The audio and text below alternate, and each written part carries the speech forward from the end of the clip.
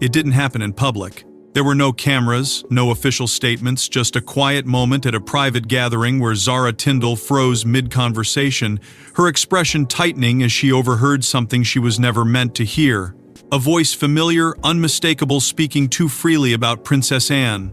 And in that instant, a royal line may have been crossed. Before we go deeper into what this really means for the royal family, make sure to subscribe so you don't miss a single update. What made that moment so unsettling wasn't just the words themselves, it was the tone, the confidence, the quiet certainty that this conversation was never meant to be challenged. Reports suggest the gathering had been carefully curated, a controlled environment where every guest understood the unspoken rules of proximity and silence. Yet, as insiders would later whisper, something shifted the second Zara recognized the voice as belonging to Queen Camilla, not speaking casually, not exchanging pleasantries, but answering questions structured, deliberate, unmistakably part of what sounded like an interview. And that realization changed everything. Those familiar with palace protocol understand how rigid those boundaries are. Conversations involving senior royals, especially those touching on internal dynamics, are guarded with near absolute precision. So when Zara paused, listening more closely, the weight of what she was hearing began to settle in. This wasn't just commentary. It wasn't harmless reflection. It was something else entirely. Something that seemed to carry implications about Anne's role, her authority, and perhaps even her influence behind the scenes. And the fact that it was happening without clear sanction, if reports are to be believed, introduced a dangerous question into the room. Who allowed this? Around her, subtle reactions began to ripple, aides shifting their posture, conversations cutting short, eyes avoiding direct contact. The kind of quiet disruption that doesn't announce itself loudly but is felt instantly by those who know what to look for. It is now whispered in certain circles that some staff present had already sensed the risk, that efforts were quietly made to steer attention away, to soften the edges of what was unfolding. But it was too late. Zara had heard enough. And more importantly, she understood what it meant. Because this wasn't just about a conversation slipping beyond control. It hinted at something deeper, a fracture in the unspoken agreement that governs how power, loyalty, and legacy are handled within the monarchy. Zara, who has long remained outside the core machinery of palace politics, suddenly found herself standing at the edge of something far more serious, not by choice, but by circumstance. And according to those who claim insight into that moment, the decision she made next was not impulsive, it was deliberate. She chose not to ignore it. That choice, quiet as it may have seemed at the time, would set in motion a chain of events no one present could fully predict. Because once something like this is heard, it cannot be unheard. And once doubt enters a system built on control, it begins to spread in ways that are impossible to contain. But what Zara had stumbled upon wasn't just careless talk, it hinted at a calculated move that could shake the very structure of royal trust. By the time word spread through palace corridors, it was already too late. The interview existed, recorded, and circulating quietly among select media circles. And at its center was Queen Camilla, speaking candidly about matters that insiders insist were never hers to discuss. What began as a whisper quickly hardened into something far more difficult to dismiss. Reports suggest that fragments of the recording had already reached a handful of carefully chosen journalists, those known not for sensationalism, but for discretion. The kind of voices that don't publish recklessly, but observe, wait, and verify. And yet, even within those controlled circles, the tone of concern was unmistakable. Because this wasn't simply an informal exchange or an offhand remark captured out of context. It was structured, intentional, a conversation guided by questions that implied preparation, access, and perhaps even planning. At the center of it all was the subject that no one expected to be discussed so openly: Princess Anne. Not in broad ceremonial terms, not in the usual language of respect and distance, but in ways that, according to those familiar with the internal dynamics of the monarchy, touched on areas typically shielded from public interpretation. Her role, her influence, the quiet authority she holds behind palace walls. These are not matters casually addressed, especially not by someone operating outside the strict channels of royal communication. And that is precisely what made the situation so volatile. What deepened the tension further was the apparent absence of oversight. Palace communications teams, usually the first to know, the first to manage, the first to contain, were, by several accounts, caught off guard. There were no pre-approved talking points, no coordinated messaging, no visible attempt to frame or soften the narrative before it began to move. That absence, subtle but critical, raised a question that echoed through internal discussions. How could something of this magnitude happen without triggering the usual safeguards? Journalists linked to long-standing royal coverage began to hint carefully, deliberately at what they described as unusual access, not the kind that is granted lightly, not the kind that appears without layers of approval and awareness. And yet the details suggested otherwise. A quiet arrangement, a conversation that bypassed the expected routes.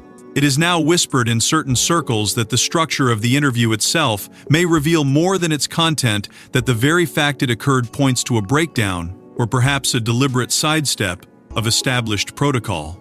And with that realization came a deeper concern. Because within the monarchy, protocol is not simply tradition, it is protection. It defines boundaries, preserves hierarchy, and ensures that no single voice disrupts the balance that holds everything together. When those boundaries are tested, the consequences are rarely immediate, but they are always significant. And here, the signs were becoming impossible to ignore. Questions began to surface, quietly at first, then with increasing urgency. Who authorized this? Was it sanctioned at any level? Or did it emerge from a space beyond formal approval? And perhaps most critically, was this an isolated misstep or part of something more calculated? No clear answers came. Only more speculation, more silence, and the growing sense that the situation was evolving faster than anyone had anticipated. Because once the existence of the interview was no longer deniable, the focus shifted. It moved away from what was said and toward what it meant. Toward the implications of a system momentarily out of alignment, toward the individuals now drawn into its center, whether they intended to be or not. And as the truth behind the interview began to surface, attention quietly turned to the one person known for never tolerating breaches of protocol, Anne herself. Princess Anne has never needed headlines to assert control. Her authority lives in silence, in precision, in the unspoken understanding that some lines are never crossed. But this time, insiders suggest someone may have tested that boundary. For decades, Anne's influence has operated in a space few truly understand. Not loud, not performative, but absolute in its consistency. Those familiar with the inner workings of the monarchy often describe her as the quiet constant, the figure who doesn't react impulsively, but whose presence alone enforces a kind of order that others instinctively follow. She does not need to raise her voice to be heard. She does not need to explain her expectations for them to be understood. And that is precisely why the current situation has unsettled those closest to the institution. Because if there is one thing Anne has always guarded with unwavering discipline, it is the boundary between public narrative and private truth. That boundary, according to various interpretations now circulating within palace-adjacent circles, may have been breached without her knowledge. Reports suggest that Anne was not informed of the interview before it took place. Not consulted, not briefed, not even given the courtesy of awareness. And in a system where hierarchy is not just tradition but structure, that omission carries weight. It signals more than oversight. It hints at a disruption of the very chain of trust that holds everything together. Those close to the situation, speaking cautiously and often indirectly, describe a moment of realization that was less explosive and more chilling. Because Anne does not erupt.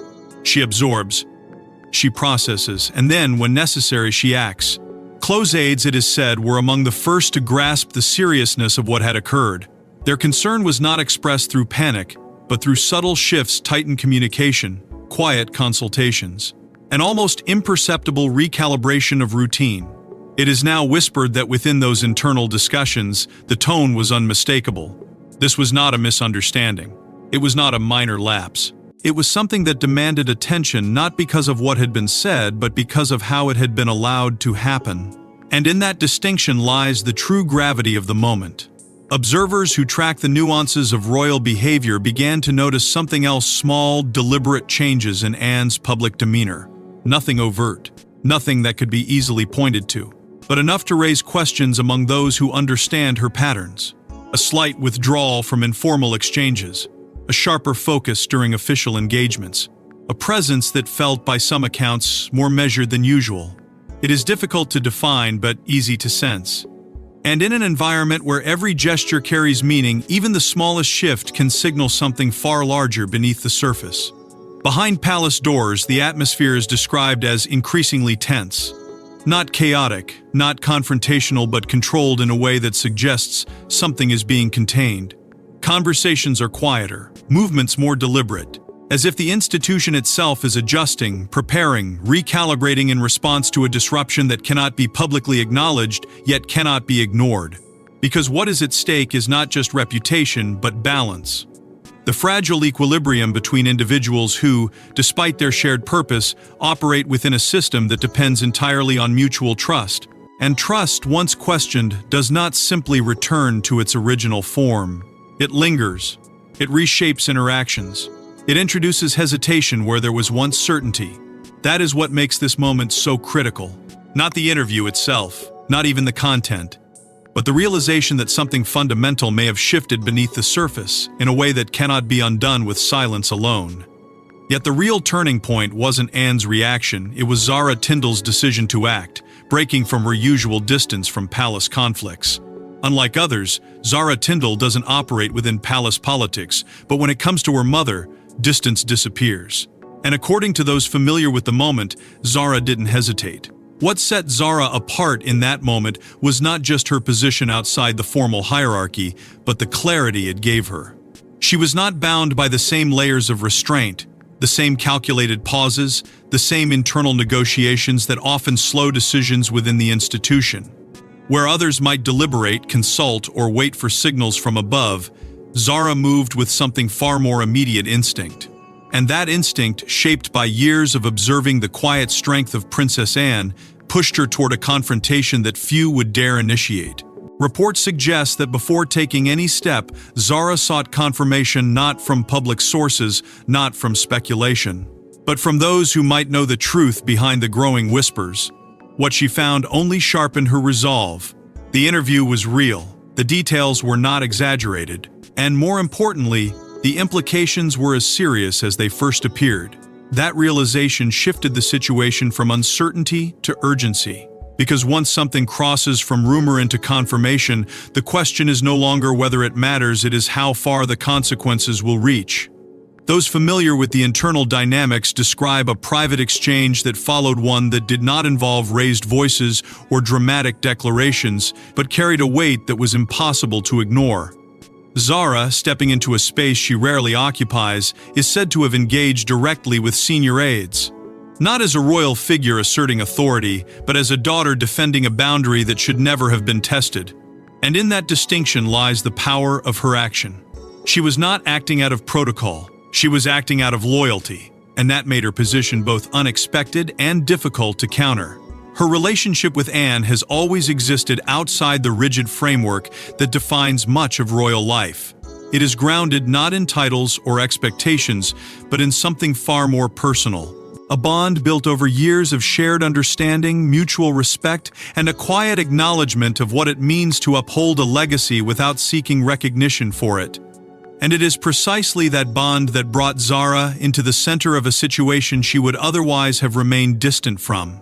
Because for her, this was not about internal politics, it was about protecting something that had been built, maintained, and guarded with unwavering discipline. At the same time, her position as an outsider gave her a kind of freedom that others simply do not possess. She could ask questions without the weight of hierarchy. She could challenge assumptions without navigating layers of protocol. And perhaps most importantly, she could act without waiting for permission. That freedom, while subtle, introduced a new dynamic into the unfolding situation, one that the institution itself was not entirely prepared for. Because when someone operates beyond the usual constraints, the rules that typically contain a crisis begin to lose their effectiveness. Inside the palace, awareness of the issue was no longer confined to a small circle. It was expanding, quietly but steadily, as more individuals began to grasp the scale of what had occurred. Conversations became more cautious, decisions more deliberate, There was a growing recognition that this was not something that could be managed through silence alone. The emotional stakes were rising not just for those directly involved, but for the institution as a whole. Because when trust is questioned at this level, it does not remain isolated. It spreads, reshaping interactions and redefining boundaries in ways that cannot be easily reversed. And as that realization took hold, the sense of containment began to slip. What had once been a controlled situation was now moving beyond the limits of internal management. The interview, once hidden within select circles, was beginning to surface in ways that could no longer be predicted or controlled. But confronting the situation quietly was no longer an option because the interview itself was already beginning to leak beyond control. Once the first details surfaced publicly, the palace lost control of the narrative, and what had been a contained issue quickly spiraled into something far more dangerous. It didn't arrive as a headline. Not at first. Instead, it emerged in fragments, carefully worded remarks, subtle references. The kind of indirect language used by those who understand the consequences of saying too much too soon. Media insiders began circling the story without naming it outright, hinting at unusual developments and unverified internal tensions. But behind that restraint, the signal was unmistakable. Something had slipped through the cracks. Something that was never meant to reach the outside world was now being quietly acknowledged within it. As the whispers spread, they found fertile ground among royal commentary circles, where speculation thrives in the absence of clarity. Analysts, commentators, and longtime observers began connecting pieces that had previously seemed unrelated. The mention of a private interview, the unusual silence from official channels, the subtle shifts in behavior among senior figures. Individually, they meant little. Together, they painted a picture that was difficult to ignore, and as that picture sharpened, so did the questions surrounding it. The palace, long accustomed to controlling the flow of information with precision, found itself in an unfamiliar position, reactive rather than proactive. There were no prepared responses, no coordinated messaging to guide the narrative. Instead, there was silence, deliberate, calculated, but increasingly strained, because silence, while powerful, has its limits. And in this case, it was beginning to feel less like control and more like containment, an attempt to hold something in place that was already beginning to move beyond reach. At the center of the growing storm was Queen Camilla, though not in the way public attention might suggest. The focus was not on personal criticism, but on the implications of the situation itself, on what it revealed about internal boundaries, about communication breakdowns, about the delicate balance that governs how the monarchy presents itself to the world. Pressure began to build not through direct confrontation, but through expectation. The expectation that clarity would come, that accountability in some form would be addressed, and that the institution would reaffirm its control before the narrative defined itself. Meanwhile, the idea of internal division, once dismissed as speculation, started to gain traction. Not as open conflict, but as a subtle misalignment, a sense that different parts of the institution were no longer moving in complete unison. It is now whispered in certain circles that this perception, more than any single detail, posed the greatest risk. Because the strength of the monarchy has always rested on unity, on the appearance, and often the reality, of a shared direction. When that unity is questioned, even indirectly, it introduces a level of uncertainty that cannot be easily managed. And with uncertainty comes vulnerability. The kind that does not announce itself loudly, but quietly reshapes how every action is interpreted, every silence examined, every delay questioned. Institutional credibility, built over decades of careful stewardship, began to feel the strain, not collapsing, not even visibly cracking, but bending under a pressure that was becoming increasingly difficult to ignore. Inside the palace, the response remained controlled, but the urgency was unmistakable. Decisions were being made. Conversations were being had behind closed doors. And yet, the external momentum continued to build, driven by a narrative that was no longer fully within the institution's grasp. And as scrutiny intensified, all eyes turned toward the one figure caught in the middle, King Charles III. For King Charles III, the situation was more than a media problem, it was a fracture within the very foundation he was meant to hold together. By the time the full scope of the issue reached him, it had already evolved beyond something that could be quietly dismissed. Reports suggest he was briefed not in fragments, but in a consolidated account, one that laid out the existence of the interview, the growing external awareness, and the internal unease it had triggered. And for a figure already carrying the weight of continuity, expectation, and legacy, the timing could not have been more difficult. Because this was not simply about what had happened, it was about what it represented. A moment where the carefully maintained balance between individuals' roles and responsibilities had been disrupted. Those familiar with the pressures of his position often describe it as a constant negotiation between personal loyalty and institutional duty. And in this case, that tension appears to have come sharply into focus. On one side, the instinct to protect, to shield, to contain, to preserve unity at all costs. On the other, the responsibility to uphold the very structure that defines the monarchy's credibility. Neither path offered simplicity. Neither allowed for a clean resolution. And that is what made the moment so heavy, because any decision, or even the absence of one, carried consequences that would extend far beyond the immediate situation. Advisors, it is said, were quick to recognize the urgency, not in a way that demanded public action, but in the quiet insistence that delay could deepen the problem. There were concerns carefully expressed, but firmly held that allowing the situation to linger without direction could invite further speculation, further erosion of control. And so, behind closed doors, conversations began to take shape. Not dramatic, not confrontational, but deliberate, focused. Driven by the understanding that the longer uncertainty remained, the harder it would become to restore equilibrium. At the heart of those discussions was a broader question, one that extended beyond the immediate controversy. What did this moment reveal about the stability of the institution itself?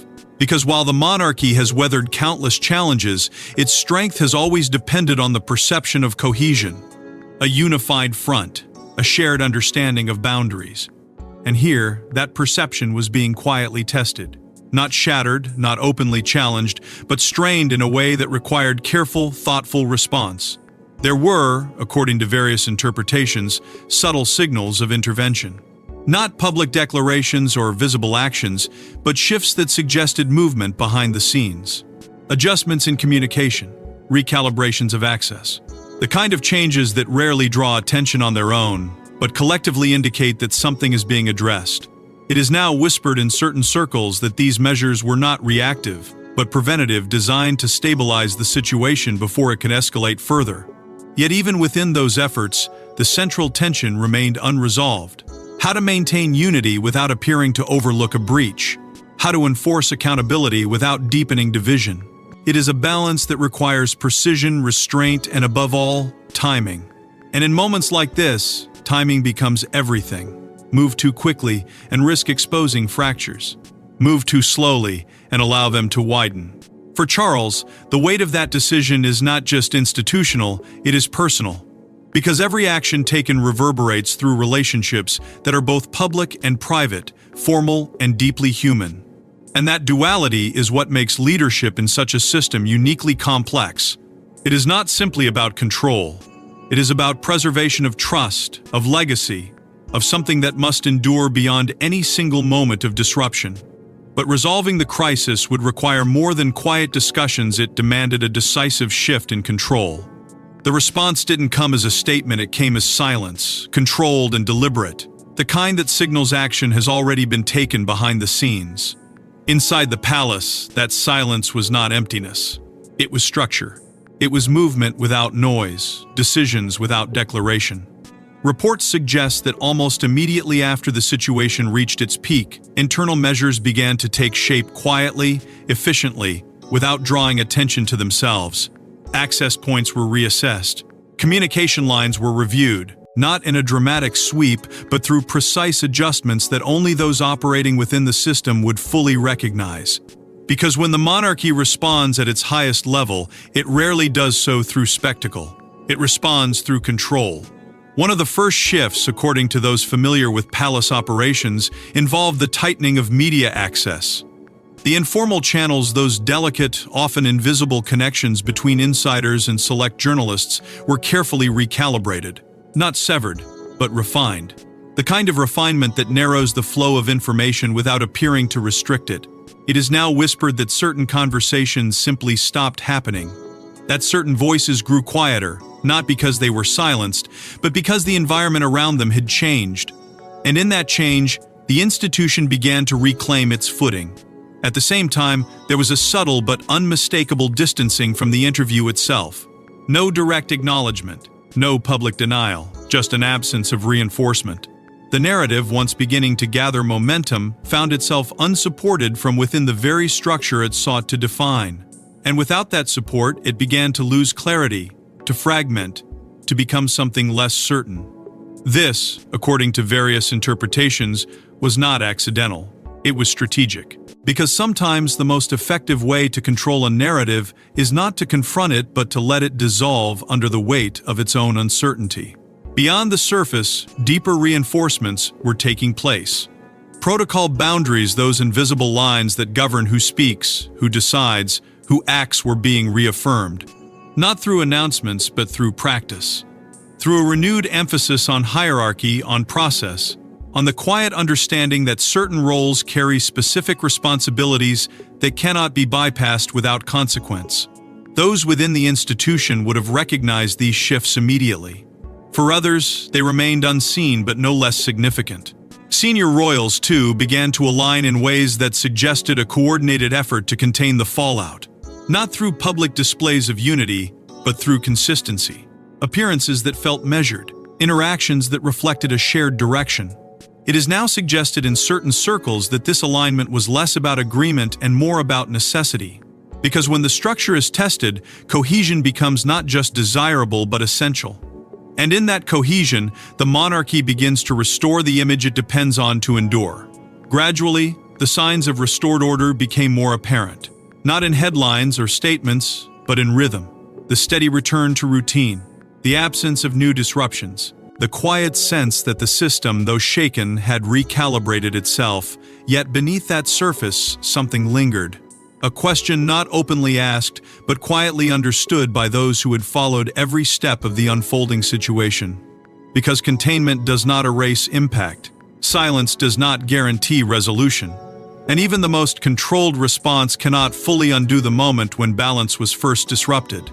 Yet even as the situation appeared contained, one question lingered: had the damage already been done? In the aftermath, the palace returned to its usual rhythm, but those who understood what had happened knew something fundamental had shifted. From the outside, everything appeared intact. Engagements continued. Statements remained measured. The familiar cadence of royal life resumed with the kind of precision that has defined the institution for generations. But beneath that carefully maintained surface, something quieter, something far more significant had changed. It wasn't visible in a single moment or decision. It lived in the spaces between them, in the pauses before conversations, in the way certain topics were no longer approached with the same ease. Trust, once assumed, had become something to be measured. Within the inner circle, the impact lingered, not as open division but as a subtle recalibration of relationships. Those who had once spoken freely now chose their words more carefully. Discussions that might have unfolded without hesitation were now approached with an awareness that had not been necessary before. It is now suggested in certain circles that this shift, though quiet, marked a turning point. Because when a system built on discretion begins to question itself, even internally, it alters the way it functions at every level. At the center of this transformation was a recognition, unspoken but understood, of the role played by Zara Tindall. She did not step forward publicly. She did not seek acknowledgement. But among those familiar with the sequence of events, her decision to act did not go unnoticed. It is whispered that her intervention, though outside the formal structure, forced a clarity that might otherwise have been delayed. And in doing so, she introduced a rare dynamic into the institution, one where loyalty, unbound by protocol, became a catalyst for change. For Princess Anne, the outcome carried its own weight.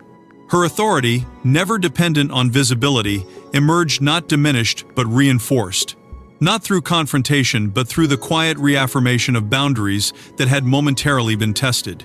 There was no need for public correction, no visible assertion of control. The system itself adjusted around her, as it always has.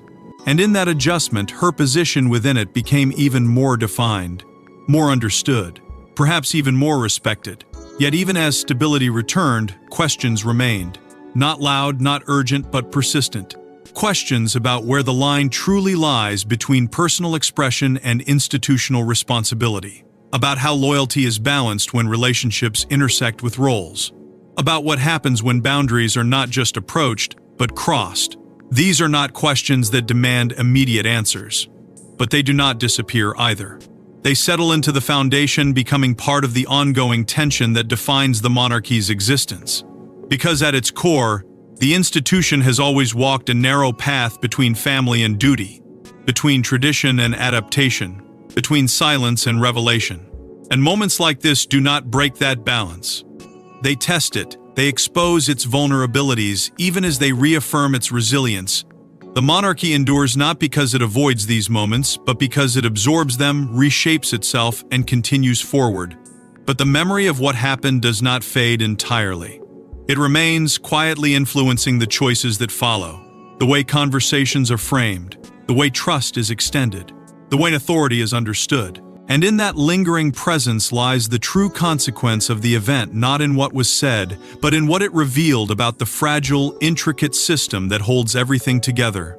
Because in the House of Windsor, it's never just about what is said, it's about who dares to say it, and what that reveals about the future of the crown. Thanks for watching. Please don't forget to like and subscribe, and we will see you in the next one.